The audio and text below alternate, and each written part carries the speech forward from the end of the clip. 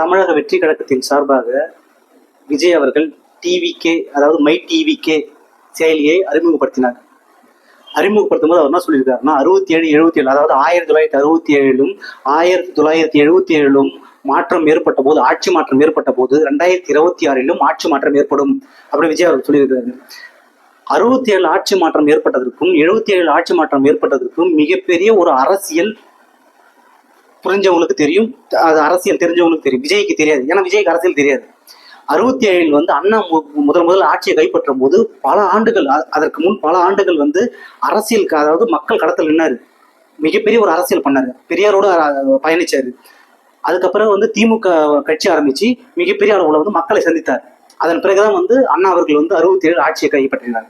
66 கட்சி ஆரம்பித்து 67 ஆட்சி பிடிக்கல.